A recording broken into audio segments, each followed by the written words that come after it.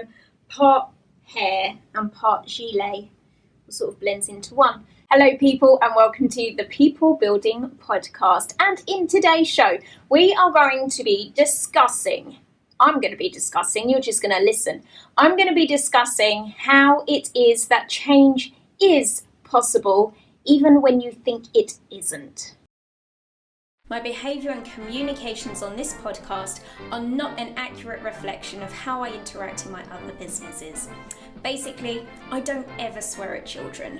If this podcast causes you distress of any kind, either by what I say or who I am, then do yourself a favour and go away.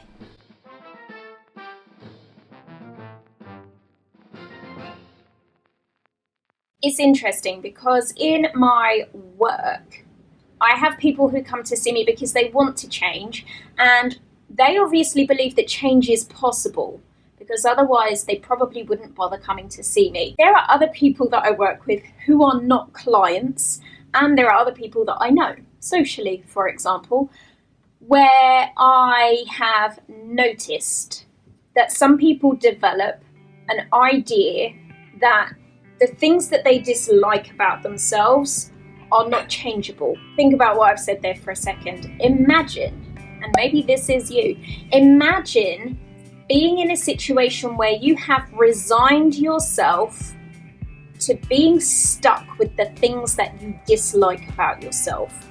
You've decided that these things cannot be changed, that you cannot change them, and that there is no point really finding another way of doing things. You just are stuck with what you've got, and that's the end of it. And then imagine that those things about yourself actually really impact upon your relationships with other people, how well you are perceived to the rest of the world, how well you are able to form other relationships moving forward.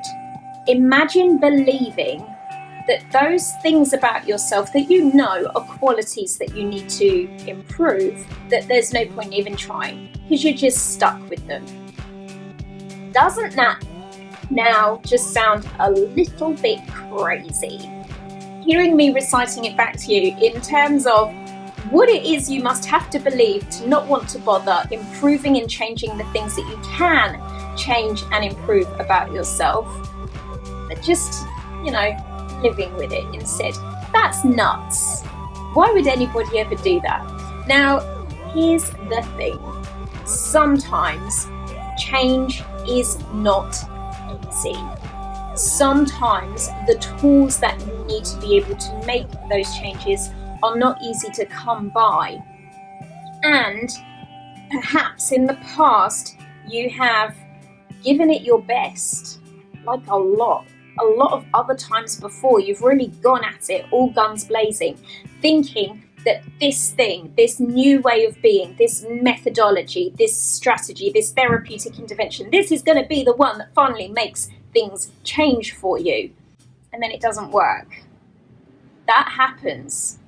It happens that sometimes the route that we want to take to create the changes that we wish to make are not the right ones for us, for our individual psychology, for our way of being, for our environment, for our way of life.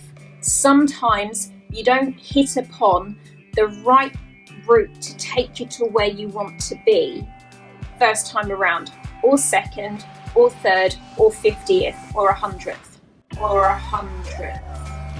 That's a real number. Sometimes change doesn't come fast, sometimes it doesn't come easy, and sometimes it doesn't come via the route that you think you need to take.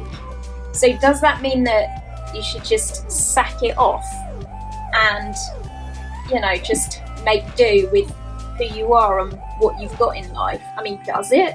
If it's at all possible that this thing that you want to change about yourself is actually quite important, could actually make a really big difference, then is it not even more important to continue the pursuit of that change in spite of the knocks and failures and errors that you're going to make along the way?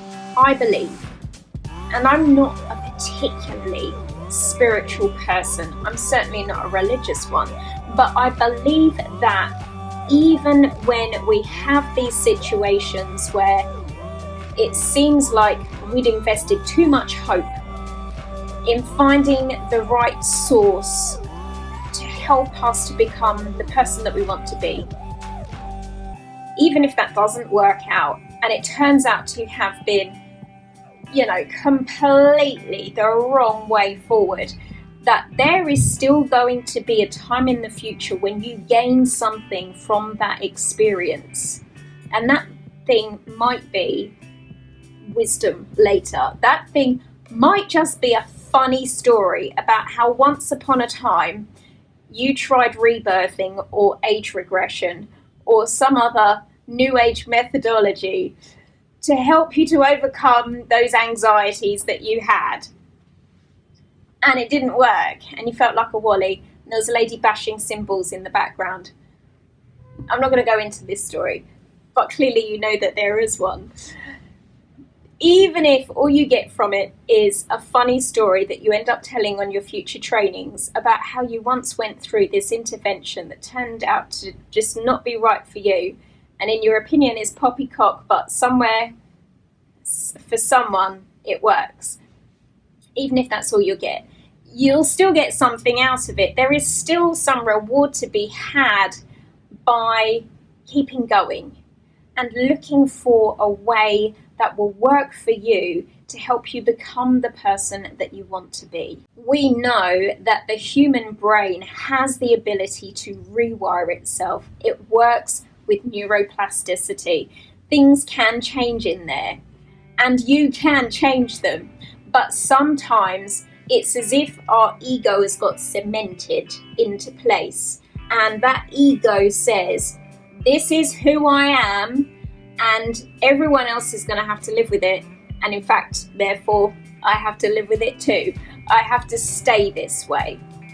Don't let your ego get in the way of you being able to recognize that perhaps you don't know everything, that perhaps other people have solutions that you haven't discovered yet, that perhaps other people might have some even quite weird, quirky alternative ways that really work for helping you to be able to change who you are and how you are in your life, that would reap for you very positive rewards and benefits.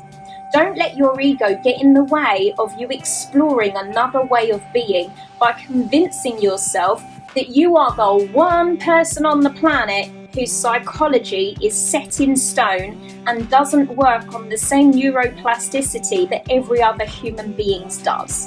Don't do that to yourself. That's silly.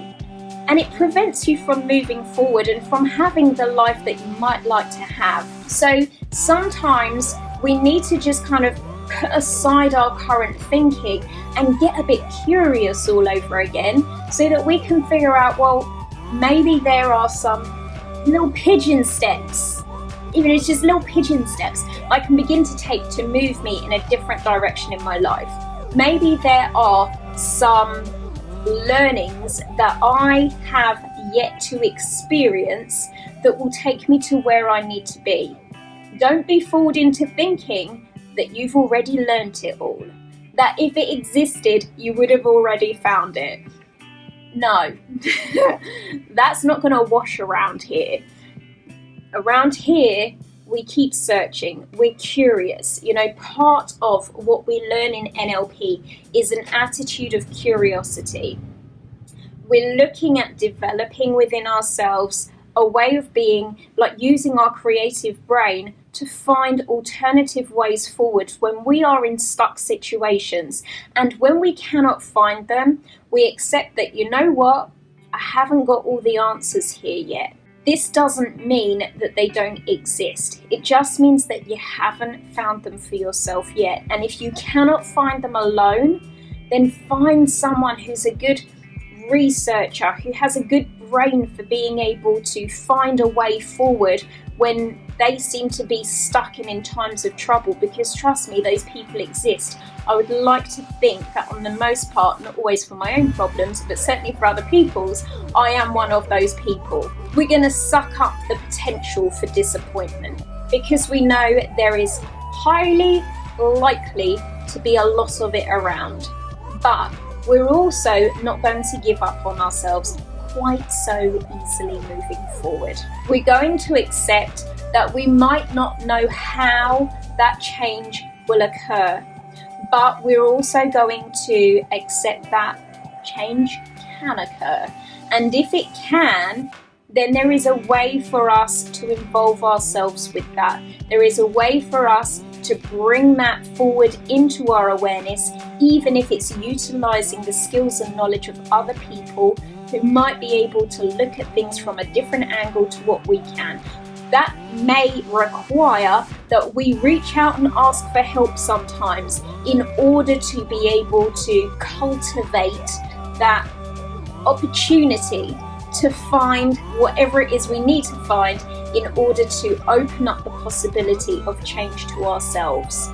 And that, the pursuit of change, is what I want you to focus on for the next month until I speak to you next time. If you are not already subscribed to this channel, then make sure you go ahead and do so by clicking the red subscribe button that you will find on YouTube, or by subscribing via your podcasting app if you are listening in an audible version. Leave me some comments and ideally some 5-star reviews about how these podcasts have proven to be helpful for you. And until I see you next time, keep pursuing the change because it is possible. Bye.